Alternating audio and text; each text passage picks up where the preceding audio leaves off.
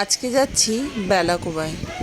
বেলাকোবায় যাওয়ার সময় সবসময় আমার মনটা এত আনন্দিত হয়ে থাকতো যে বলার কথা না। কিন্তু আজকে আমি যাচ্ছি আমার দাদুর কাজে।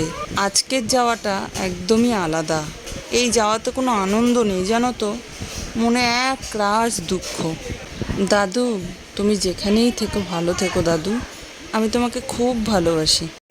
ও ক্যানেলটা না, তিস্তা ক্যানেল, হ্যাঁ ওই ক্যানেলই। সামনেই দুর্গাপুজো তো, প্যান্ডেলও শুরু হয়ে গেছে। দেখতে কি ভালো লাগছে। বেলাকোবায় যেতে এই যে রাস্তাটা পড়ে, এত ধান গাছ আর এত সুন্দর লাগে দেখতে। আসলে কি বলতো, গ্রামের মেয়ে তো, গ্রামের দৃশ্য দেখতে সত্যিই খুব ভালো লাগে। আমার মনে হয় গ্রামের দৃশ্য শুধু গ্রামের মেয়েদের না, সবারই দেখতে খুব ভালো লাগে।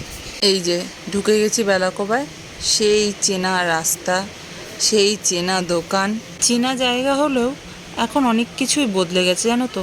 এই যে দেখো, এই যে ঠাকুরের জন্য প্যান্ডেলটা হয়েছে, এখানে আমার দাদু পুজো করতো, জানো। সব কিছুতেই তো দাদুর স্মৃতি। এই যে মাঠটা, এই মাঠটায় ছোটোবেলায় খেলতে আসতাম, জানো তো। এখন তো সব কিছুই স্মৃতি হয়ে গেছে। এ মনা, চা দে। এই কথাটা আর তুমি কোনোদিনও বলবা না দাদু। ভালো থেকো তুমি। তাহারা ইহা দেখিতে সমর্থন হন না।